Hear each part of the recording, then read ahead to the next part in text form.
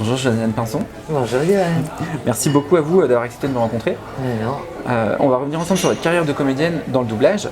Avant, est-ce que vous pouvez nous expliquer ce qui vous a donné envie de devenir comédienne? Ah là là, une évidence à 12 ans en 6e. D'accord. À 14 ans, je prenais mes premiers cours d'art drama. À 18, juste après mon bac, j'auto-produisais, j'écrivais et je jouais mon premier seul en scène. Ah oui, d'accord. Ouais, j'ai toujours su que je ferais ce métier. Ok. Donc j'ai fait comme tout le monde, j'ai fait comme papa et maman me disaient, j'ai passé mon bac d'abord, selon la formule consacrée, et j'ai fait ce métier 2 mois après mon bac. D'accord. Voilà. Ah ouais, donc. J'ai écrit et joué mon premier spectacle à la grande époque des cafés-théâtres. Il n'y a pas besoin d'autant de pognon qu'aujourd'hui pour pouvoir exister sur un plateau. Donc j'avais 18 ans et demi. Ça commence à faire. Et du coup, à quel moment est arrivé le doublage dans votre carrière? Alors c'est un hasard, mais absolu. D'accord. Au moment de l'explosion de la vidéo, moi j'ai jamais fait de doublage de ma vie. Je sais à peine ce que c'est. Je le sais un tout petit peu parce que j'ai fait de la post-prod sur mon propre personnage à l'image. D'accord. Mais c'est tout ce que je sais. Et à cette période-là, on est dans les années 75, je dirais, un truc comme ça. Non, plus tard que ça, 85. En fait, les 50 comédiens qui couvrent toutes les versions françaises de France et de Navarre ne suffisent plus parce qu'il y a une explosion de vidéos, de séries, de machins, ce qui n'était pas le cas jusque-là. La vidéo a vraiment fait une révolution. Donc, les boîtes de doublage cherchent de nouvelles voix, comme des fous, ils sont comme des fous. Et à ce moment-là, une amie qui s'appelle Anne Ludovic rentre dans un bureau parfaitement par hasard elle aussi, où elle entend qui on va mettre là-dessus. C'est une gonzesse hyper punchy, elle a plein d'humour, faut un abattage de ouf. Et cette copine a vu mon spectacle la veille. Et elle lance Pinson et elle ressort. Et moi je trouve sur mon répondeur, à l'époque c'était ces monstres qui n'étaient pas nés. Non. C'était ces monstres qui pesaient 3 tonnes, gros cubes carrés, on les soulevait comme ça. Comme des lingots d'or, et je rentre un soir chez moi et je trouve sur mon répondeur « Bonjour la société machin, est-ce que vous seriez libre les... » Et il y avait 50 dates. D'accord. Rôle principal de série. Je reste très pantoise devant ce message en disant « Qu'est-ce que je fais ? Est-ce que je leur dis que j'en ai jamais fait ? Si je dis ça, ils ne me prennent pas. Est-ce que je cours le risque ? Et si je cours le risque, peut-être je les plante. Et je dis pas, et j'y vais. Et ça se passe hyper bien et on finit en avance le premier jour. Ah ouais? Ouais. Et donc j'ai commencé par la grande porte avec un rôle principal sans du tout avoir cherché à faire de doublage. Ok. Et sans même avoir appris, on va dire, avant non, ou essayé, faire des ça, tests, j'ai toujours etc. pensé que ça avait peu de rapport avec le talent. Ouais. Et je suis très sincère. Bon, je pense qu'il faut du talent pour faire du doublage, évidemment. Tous les gens qu'on connaît par cœur qui font moi, je fais super bien les imitations, tu pourrais pas me brancher. Non, c'est un métier. Oui, c'est ça, Être comédien, c'est un métier. Par contre, il y a de sublimes comédiens qui peuvent pas faire de doublage parce qu'ils n'ont pas l'agilité de passer de l'image au texte qui défile en dessous. Et il y a des comédiens pas très bons qui font ça très bien parce qu'ils ont l'agilité de ça. Mais c'est deux choses qui n'ont rien à voir. Bon, par contre, il faut du talent si on veut doubler bien un film. Mais il se trouve que j'ai cette chance d'être quelqu'un de vif et que donc j'ai chopé le principe tout de suite. Voilà. Ok. Vous prêtez votre voix à un grand nombre d'actrices. Parmi elles, je ne peux pas attendre plus longtemps avant de parler de Jane Lynch et de son rôle de Sue Sylvester dans la série Glee. 6 saisons quand même. Oui, 6 saisons, ouais. Eh ben vas-y, tête d'ampoule, lance ton questionnaire, on va pas passer ta putain de journée là-dessus. Tu veux que je sois franche? Tout ça, c'est à cause de ta tignasse. Si je pouvais, je te scalperais, je revendrais tes cheveux au marché noir. Je suis sûre qu'il y a de grands couturiers qui seraient intéressés. Ça ferait un si joli manteau pour prématuré. Est-ce que j'ai hâte que Figgins aille mieux et qu'il revienne enfin? Je crois que tu peux toujours rêver, mon vieux. Déjà, est-ce que vous aviez passé un essai pour ce rôle? Oui, parce que bizarrement, il y avait déjà 3 comédiennes qui doublaient Jane Lynch. Ah bon? Et moi, je ne l'avais jamais doublée. Ah oui, d'accord. Et c'était M6 à l'époque, pour ne pas les citer. Ils ont jeté les 3 essais en disant on n'a pas d'évidence, c'est pas ça qu'on attend, etc. D'accord. Et donc, j'ai reçu un petit coup de fil, et dans la minute où je commençais les essais, le directeur Ah, mais- artistique m'a dit comment te dire ouais. qu'il y a comme une évidence. C'est exactement ça. Et il y a eu une Il y a eu une évidence, évidence. et j'ai été choisie. Ah ouais. Et depuis, je la double tout le temps, ouais. maintenant. Ah, ça m'étonne pas. Ouais. Ah non mais là, Mais quel régal, quoi. c'est ça. Là, la voix colle vraiment avec l'actrice. Et puis la nature, Ouais. parce qu'on a beau, c'est vrai qu'on fait un métier, on est censé faire les pieds au mur, et c'est ce qui est passionnant d'ailleurs. On passe d'une pas baisée à une hystéro, à une chef de pouvoir, etc. Mais on a des natures plus ou moins proches des comédiennes. Bon, elle, c'est une rentre dedans, Ouais, c'est et ça. moi aussi. Ouais, donc, il y avait comme une rencontre, Ouais. on va dire. Salut, Mammouth Girl, Pipo le clown à bouclette Original. et notre chère petite Miss Wistiti. C'est un petit singe brésilien. Et sans déconner, t'as exactement la même bouille. Je t'envoie une photo. rockmoutflippante@gogol.com, c'est Ah, ça. au fait, Sue, j'ai une super nouvelle. Queen est revenue au Glee Club. Du coup, ça affiche en l'air tout ton petit film promotionnel. Au contraire, Albert. Tout le monde peut pas avoir une crédibilité dans ce genre de rôle. Alors, notre métier, c'est d'aller vers un personnage. On n'est évidemment pas dans nos vies ce qu'on nous prête quand L'écran. on est la voix de quelqu'un. Mais il y a quand même des choses beaucoup plus faciles que d'autres, dans la mesure où il y a des natures plus proches que d'autres. Bon, Jane Lynch, c'est une putain de bombe. Moi, je suis plutôt quelqu'un de... D'énergie, Voilà, de- c'est pas compliqué pour moi de rentrer dans ce type d'énergie. Il y a des comédiennes qui seront formidables dans autre chose, mais qui vont avoir plus de mal Ouais. à rentrer dans cette énergie-là, quoi. D'accord. Et ce côté popu que je peux avoir aussi, tout en faisant des dames chic très, Ouais. très souvent. Mais j'ai quand même un côté popu, quoi. Ouais. Et donc pour moi, c'est simple. C'est pas que de la composition, quoi. Ouais.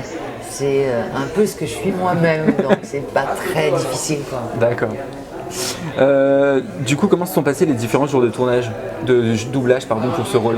Comment se sont passés Les différents jours comment se passait une journée de doublage pour ce rôle? Alors, pas mal toute seule, Ah oui?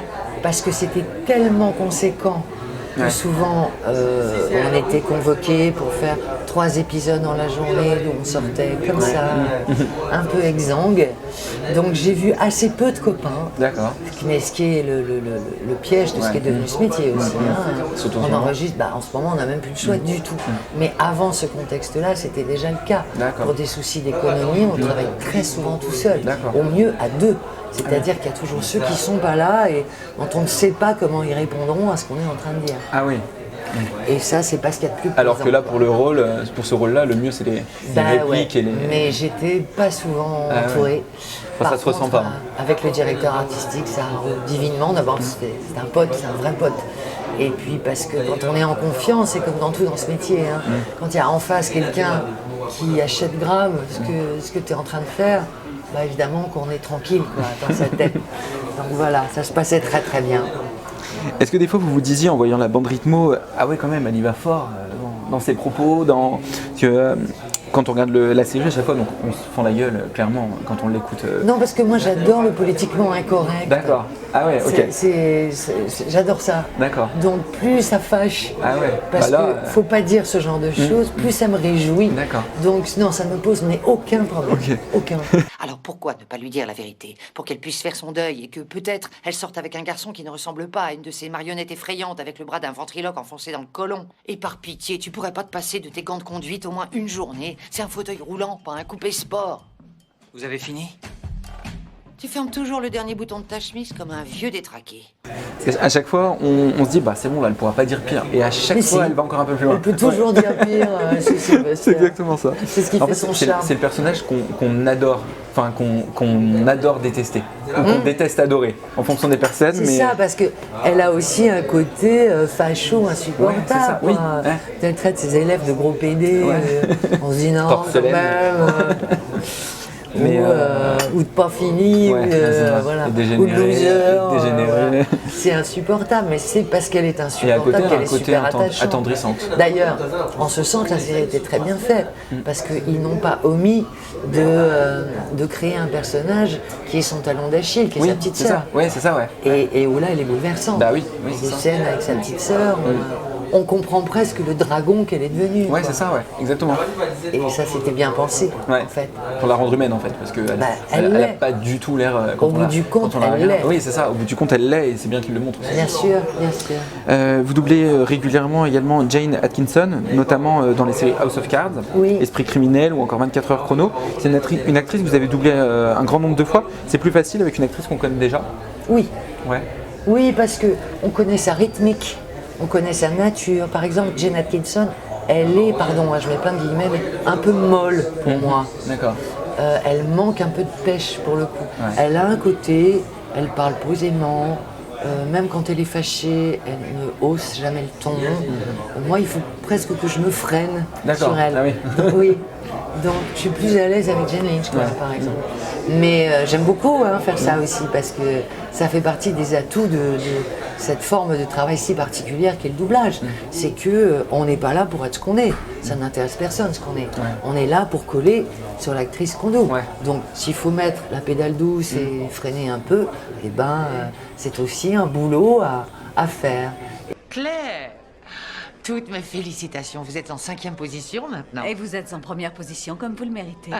Madame Durand, croyez-vous que la première dame a une chance de gagner? Je crois que le Texas vient de lui ouvrir la porte. Et du coup, et puis en 2017, on vous retrouve dans la série Working Mom, une série comédie dramatique où vous doublez Mimi Cusick dans le rôle très drôle et un peu similaire à celui de Sue Sylvester. Comment est-ce que vous décririez ce personnage? Comme une mère indigne. Mais je suis un peu spécialisée dans les mères indignes.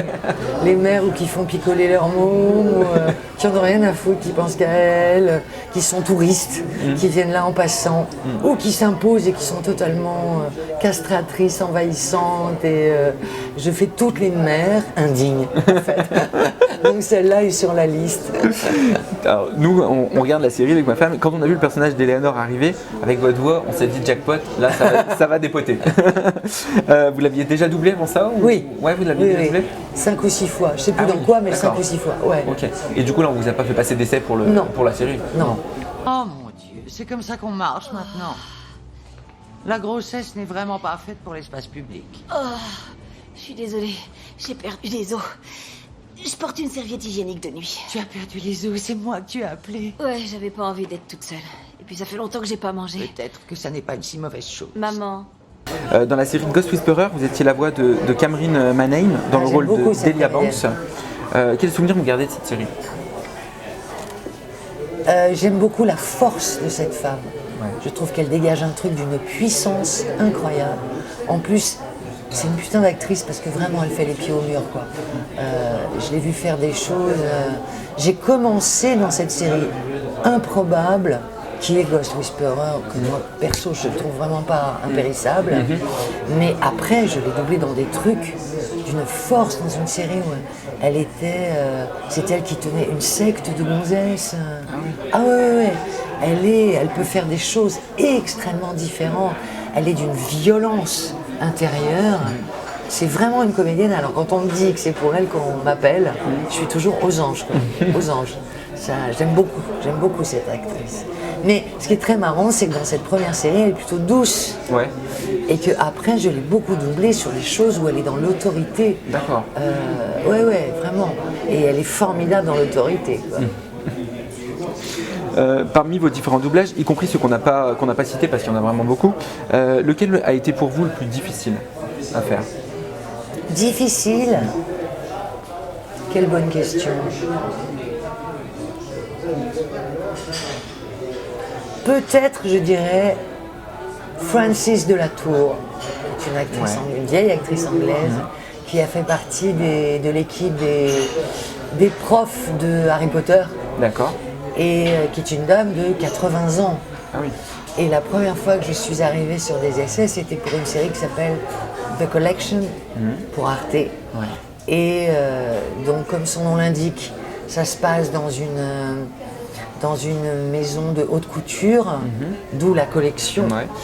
Et elle est un peu elle est la chef des chefs, dans la mesure où elle est la mère du môme qui a repris la D'accord. boîte. Ce serait l'équivalent d'Yves Saint-Laurent. D'accord, ok. Voilà. Et c'est vraiment une putain de castratrice aussi, celle-là, mais version 80 ans, quoi. Ok. Elle met son grappin sur tout et tout le monde, Ouais. c'est elle qui manigance, etc. etc. Mais quand j'ai vu l'image aux essais, j'ai fait waouh, c'est pas pour tout de suite normalement, quoi. J'ai une petite vingtaine d'années devant moi, quoi. Et j'ai dit à la directrice artistique, mais t'es sûre? Parce que je me trouve un peu fraîche quand même. Et elle m'a dit, ta gueule, tu vas voir que ça va très bien se passer. Et j'ai été choisie parce que là, il y avait des essais. Et ça s'est très bien passé. D'accord. Ce que je veux dire par là, c'est que souvent, les directeurs artistiques ont beaucoup plus d'imagination que nous. Ils nous voient dans des emplois dans des où rôles nous, qu'on on n'aurait n'aurait pas pas, pensé, mis, ouais. on n'aurait pas mis 100 balles, quoi. D'accord. Parce que ça nous paraît tellement loin de nous. J'ai une anecdote à ce propos, je ne sais pas si ça t'intéresse. Bah, si. Mais, j'ai des souvenirs il y a très très longtemps d'une série sur laquelle on me met avec une flic blonde. D'accord. Je ne faisais pas de doublage depuis très longtemps. Et c'est José Luciani qui dirigeait. Une prise, deux prises, trois prises. Moi, normalement, ça rentre dedans tout de suite. Hein. Et à un moment, il me dit, je suis fou, papa, je t'ai pris pour ta nature et tout. Et je lui réponds, oui, mais elle est blonde. Et il me dit, mais qu'est-ce qu'on en a à foutre qu'elle soit blonde? Je dis, j'arrive pas sur les blondes.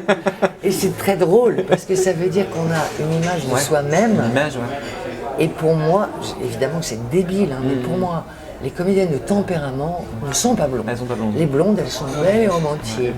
Et celles qui sont là, Jane c'est des Lynch, elle est brunes. blonde, hein, pour le coup. Eh ben oui, alors maintenant tu vois, avec le recul du temps, je n'ai plus aucun problème avec les blondes. Mais là, j'ai 30 ans de moins Ouais. sur cette anecdote-là. Et une blonde me paraissait absolument insurmontable, quoi. Mais c'est marrant, comme quoi aussi, quand on arrive à passer des essais et qu'on ne comprend pas pourquoi on a pensé à nous, mais que ça se passe très bien, on se dit heureusement que les directeurs Heureusement, artistiques sont ils sont là là, ouais. pour penser à nous quand nous, on n'y penserait pas, quoi. C'est ça, ouais. Lequel vous a laissé le meilleur souvenir?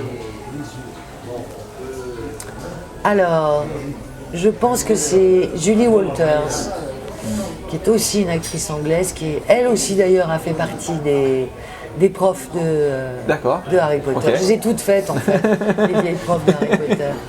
Et Julie Walters est une femme pour qui j'ai une infinie estime. C'est une nana qui sait tout faire. Elle est, par exemple, la gouvernante dans le dernier Mary Poppins. D'accord. Elle te pète un numéro de claquette et elle chante et elle sait tout faire à l'anglaise, quoi. Mais je l'ai doublée dans deux séries absolument sublimes. L'une qui s'appelle Indian Summers, qui se passe en Inde au moment où l'Inde reprend son indépendance, donc où les Britanniques qui sont rois là-bas, ouais. qui détiennent le fric, les grands hôtels, etc., vont dézinguer les Anglais pour qu'ils rentrent chez eux et qu'ils leur foutent la paix. D'accord. Et elle est remarquable. Et l'autre, dans une série magnifique, s'appelait en français Monstre Sacré, qui est une histoire authentique. D'ailleurs, ça sort au même moment que l'histoire Weinstein. D'accord. Et c'est un hasard complet. C'est une star de télé anglaise dont on découvre, parce qu'il y a plein de 30 ans plus tard, qu'il a violé des nanas et qu'il s'est servi de son pouvoir d'animateur célébrissime de télévision pour se faire les petites gonzesses. D'accord. Et Julie Walters joue sa femme qui ne veut pas croire à l'histoire. Ça fait 40 ans qu'ils sont mariés. Quoi. D'accord, ok. Et qui petit à petit va comprendre qu'elle ne sait pas qui est son cet mari. homme avec qui elle a passé toute sa vie. Et qui part du haut de ses 70 balais avec sa petite valise sur le dernier plan. D'accord. On ne sait pas pour où, on ne sait pas avec quel argent, Ok. mais elle part. Et cette femme, c'est une immense. Et c'est pareil, elle fait partie des gens, quand on me dit c'est Julie Walters, je fais ah, bonheur, merci, quoi. Voilà. Tu veux que je te dise? J'ai décidé de me foutre éperdument du regard des gens, qu'ils me regardent. Et c'est comme ces connasses à l'église qui me jugent. Elles ont le droit de me regarder, c'est une forme d'honnêteté, c'est justifié. Parce que je suis peut-être la femme d'un monstre. Et je suis la seule à savoir de quoi le monstre est fait. Il n'y a que moi, et j'en ai plein le dos de la malhonnêteté. Mais je ne suis pas malhonnête. Donc, et si j'ai droit à un joker pour Ouais. la deuxième actrice Allez, chouchoute et un préférée, deuxième. c'est Fiona Shaw, qui est encore une anglaise. Et décidément, j'adore les anglaises, parce que leur jeu est d'une subtilité. C'est des femmes dans deux séries. Tu vas voir deux personnes qui n'ont aucun rapport, quoi, parce qu'elles savent faire tout, absolument tout. Et donc dans Killing Eve, par exemple, Kenny est mon fils. On n'a pas le temps que vous assimiliez cette info, alors faites comme si de rien n'était. Nous n'en avons que pour un petit moment. Et lui, c'est Martin.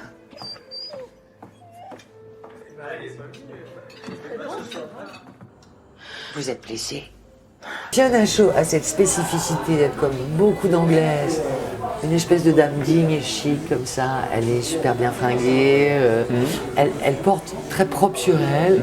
Et en fait, on découvre que c'est un peu une coquine parce qu'elle a un amant dans tous les pays où elle a rencontré des agents secrets au cours de sa carrière. D'accord. Et donc partout où elle déboule, on la Elle a une retrouve en connaissance. petite tenue le matin avec le mec du cri, quoi. Ok. Voilà.